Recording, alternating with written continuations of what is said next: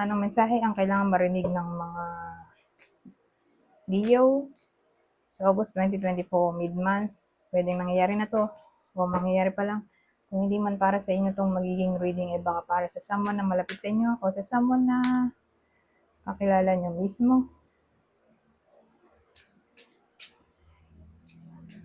Baka may lumabas na gender mamaya. Gawin nyo na lang energy. Masculine at feminine energy. Pwede rin naman na huwag nyo nang pansinin yung gender. As long as tama naman yung sitwasyon nyo sa reading, di huwag nyo nang pansinin yung gender. Magsimula na tayo.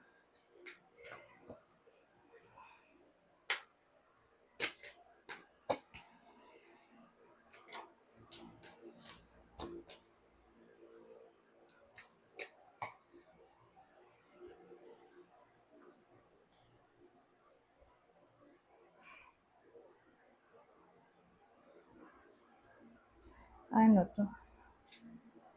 So, inisip ko kung relasyon ba to o career.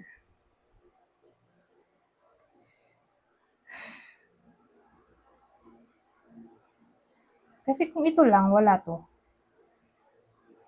Career. Pero may ano sa bagay, pwede rin naman sa career to. Injustice. Kaya lang ang hirap gawan ng senaryo. Kung career.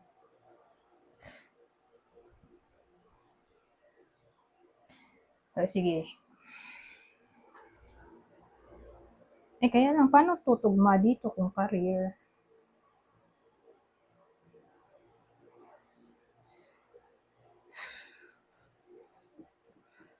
Kaya nga mahirap ang career. Gawin na lang nating relationship. Kasi dito, may pamilyado ko. Kasal sila. Kaya lang nga, baliktad. Ibig sabihin, separation na to.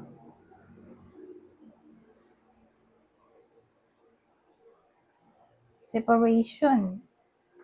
Dahil sa paulit-ulit na nangyayari.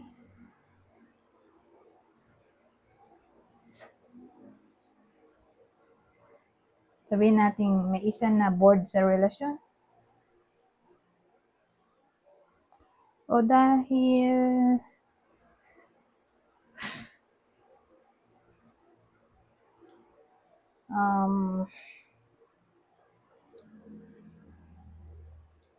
habit na niya ang mag-cheat.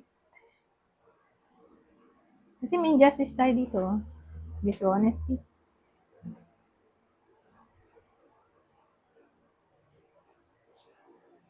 So again, case-to-case basis.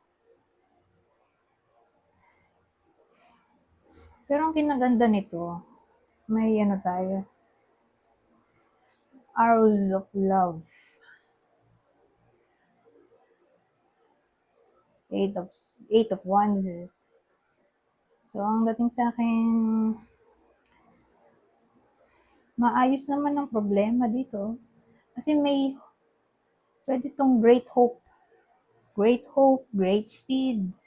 Ano pa ba yun? Nalimutan ko na. O pwedeng pag-overcome ng challenge. Pwede rin. Sa mabilis na paraan. Kasi ano yan, 8 of wands, para siyang araw nga, mabilis, di ba? Lumilipad. So,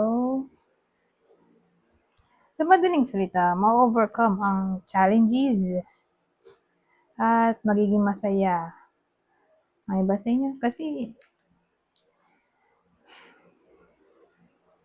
yun ang alam ko, mabilis siyang maaayos. Pag 8 of wands.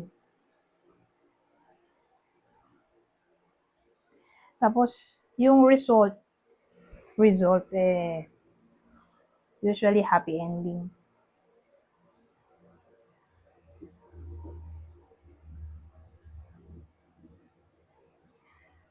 So, ganon. Anyways, paano natin malalaman kung para sa inyo ba itong reading o hindi?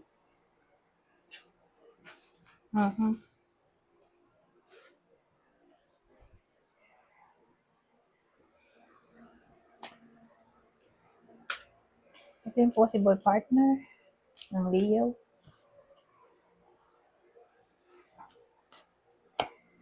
So again, kung ano man ang pinoproblema ng iba sa inyo, mukhang maayos din agad.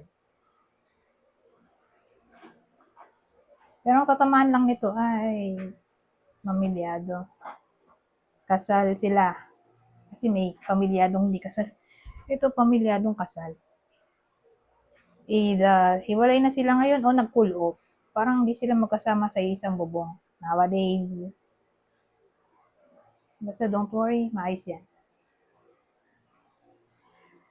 Ito yung possible partner ng Leo, Scorpio, Capricorn.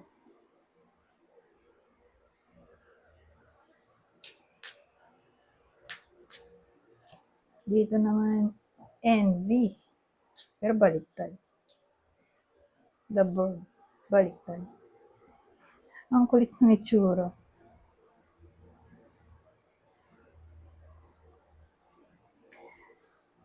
Inisip ko, the bird.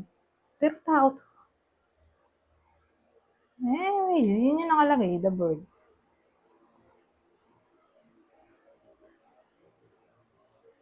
Pero maganda.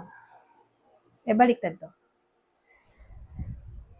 Kasi kung, nakatayo yan, di envy nga. So, ibig sabihin,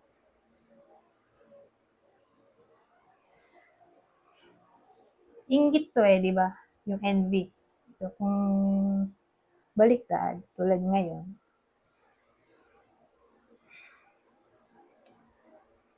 may matutuwa sa iba sa inyo. Okay? Kumbaga, magiging happy sa kung ano man ang pwedeng mangyaring maganda para sa iba, sa inyo.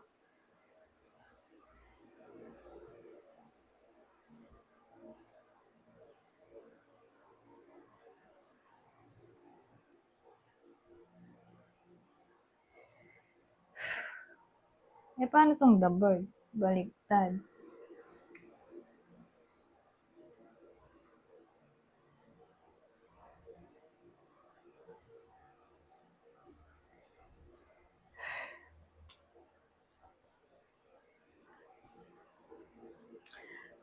Ang hirap naman ito. So, ibig sabihin, may someone na loner.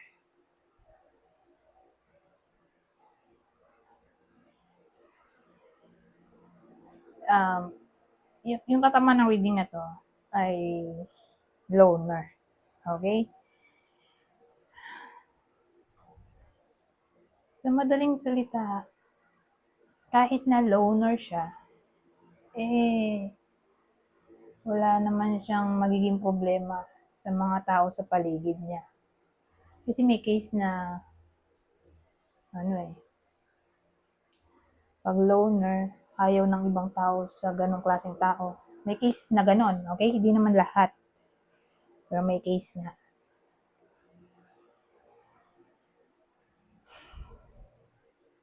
Na para bang tanggap ng iba sa inyo sa pagiging kayo, kung introvert man kayo, o kung di kayo pala salita, di kayo nakikisalamuha, walang pakialam yung nasa paligid. Hindi sila bad trip. Okay? Kung ganun man kayo, respetuhin nila kung saan kayo masaya. Ganun ang dating sa akin. Kasi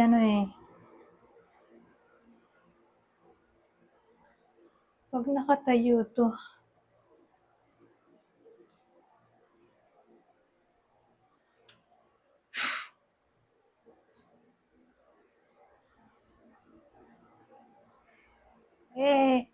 Introvert din naman siya. Pero parang malalang version. Ewan ko, parang pares lang yung meaning. Pero tingin ko mas malalang version to.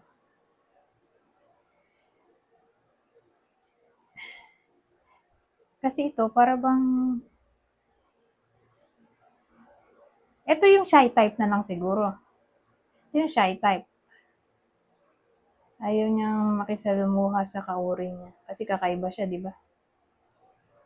Natatakot siya na baka i-bully siya.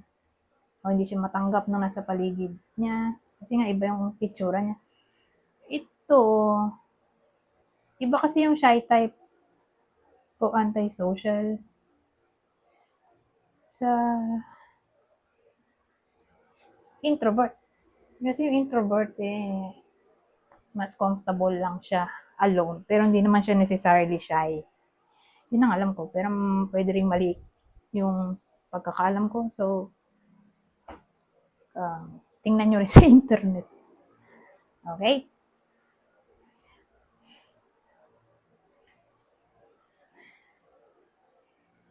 So, again, ito yung ayaw lumabas talaga ng bahay. Nahihiya siya. Ito naman, wala namang problema makisalamuha, pero mas comfortable siya mag-isa. Sa lahat ng bagay, masaya siyang ganun. Pero hindi siya shy type.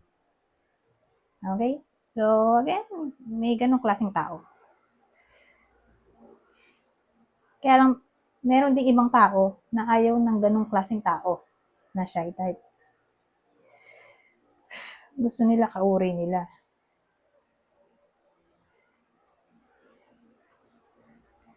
Na hindi shy type. So, again, case-to-case basis.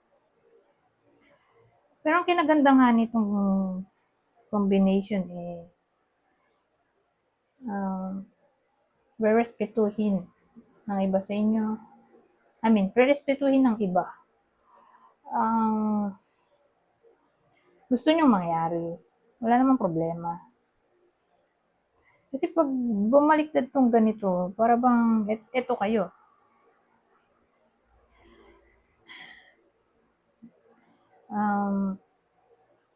Gusto nyo gawin kung saan kayo comfortable. Hindi nyo akalain na may someone pala sa paligid na may masamang intensyon. O naiinggit sa iba sa inyo ng palihim, di ba? O plastic ba? Parang ganun. Pero dito nga, wala namang problema dahil bumaliktad siya. So, yung envy na palitan ng respect para sa akin.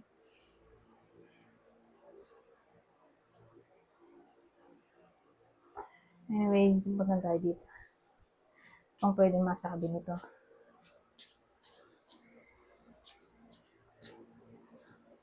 Last na to. Spread. Cancer, commerce, ano yun? So, malamang di kayo to. Kasi Leo to Anyone na kakilala nyo na Cancer, ang zodiac sign, ano to, may commerce. Baka makaigligan niya ang buy and sell. Magiging somewhat business-minded.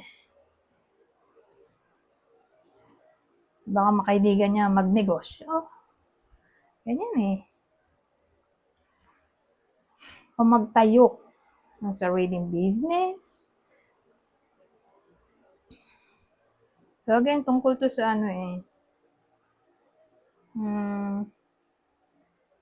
pagnenegosyo, enterprise.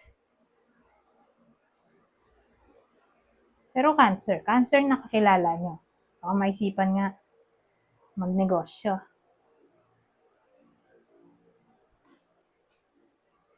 So, ibig sabihin, hindi pa ito nangyayari. Nangyayari pa lang. Anyways, hanggang dito na lang. Goodbye po na.